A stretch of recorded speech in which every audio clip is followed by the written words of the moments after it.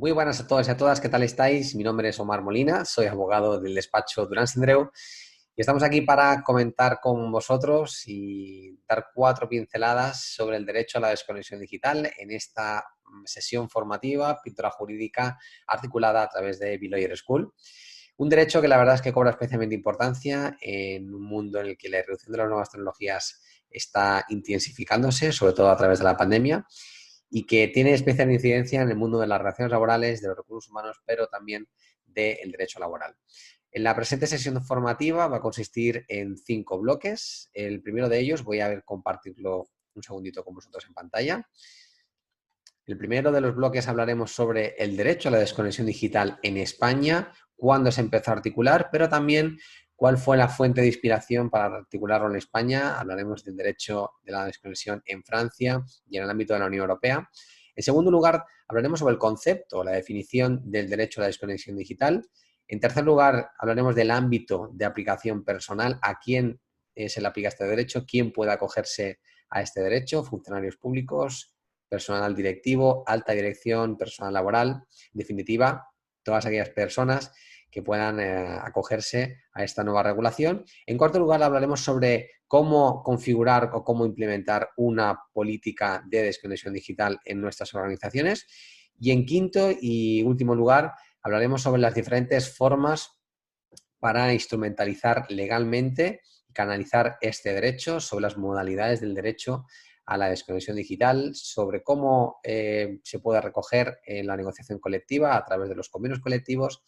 pero también cómo se puede articular a través de acuerdos o pactos articulados de empresa complementarios a la regulación del convenio colectivo. Obviamente, también iremos dando pinceladas sobre cuál es la normativa que orbita en torno al derecho a la desconexión digital, cuál es el marco legal aplicable, obviamente acompañado de diferentes sentencias que iremos comentando y también, no sé si nos dará tiempo, pero si no, os lo puedo ir pasando fuera de esta sesión, diferentes checklists, diferentes consejos para desarrollar, articular este derecho a la desconexión digital. En primer lugar, y entrando ya en profundidad y aterrizando en el primer punto de la presente formación,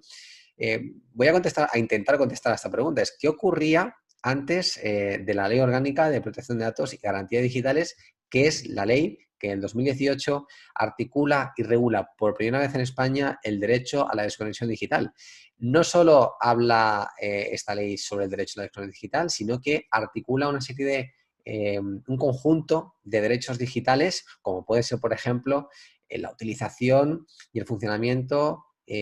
para el uso de los sistemas de geolocalización por parte del empresario hacia el trabajador, pero también en ese artículo 88 de la Ley Orgánica se regula el derecho a la desconexión digital. No obstante, ¿qué ocurría antes en España? Pues bien, como os decía al principio, Francia fue el primer país que en el año 2016 articuló el derecho a la desconexión digital, entró en vigor en enero del 2017, pero fue el primer país que sentó un poco las bases sobre este derecho, reconocido de manera específica, de manera concreta, para que trabajadores y empresas pudieran empezar a trabajar en desarrollar diferentes políticas de desconexión digital. Sí que es cierto que, del mismo modo que en España, como ya veremos más adelante, se articula de una manera bastante genérica. Lo cierto es que con posteriores acuerdos o con posteriores regulaciones en los convenios colectivos nos ha ido arrojando un poco de luz sobre la dimensión o la forma en la que podemos ir articulando este derecho a la desconexión digital en las diferentes organizaciones. Parece que la regulación reconoce el derecho, pero deja bastante manga ancha para que los agentes sociales puedan articularlo como si fuera un traje medida en función del tipo de empresa, en función de la actividad y en función del diagnóstico de sobreconexión que, como más adelante veremos, se pueda llegar a determinar en diferentes organizaciones.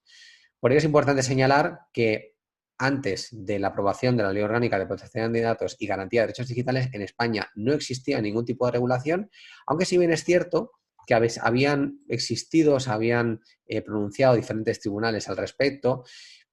como puede ser aquí a punto a mano derecha, en la sentencia del Tribunal Supremo de 21 de septiembre del 2015, sentencia de la Audiencia Nacional de 17 de julio del 97, incluso alguna sentencia del TJ de Castilla y León, en el que en el año 16 se pronunciaron sobre una cuestión importante, y es sobre si la empresa puede obligar al trabajador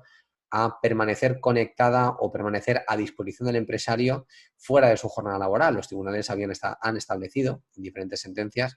que el trabajador tiene el derecho al descanso, derecho al reposo fuera de la jornada laboral, y nada le obliga, al menos legalmente, a permanecer conectado fuera de su jornada laboral. Por tanto, se reconoce ese derecho a la desconexión digital, pero en formato de jurisprudencia, un formato de doctrina. Hasta el momento no existía esa regulación específica. Como os apunto, en España, por primera vez, el artículo 88 de esta Ley Orgánica de Protección de Datos y Garantía de Derechos Digitales reconoce este derecho y reconoce asimismo una primera puerta para empezar a trabajar sobre las diferentes formas de implementación de este derecho, para desarrollarlo, para articularlo y para poder fijar cuáles son las reglas del juego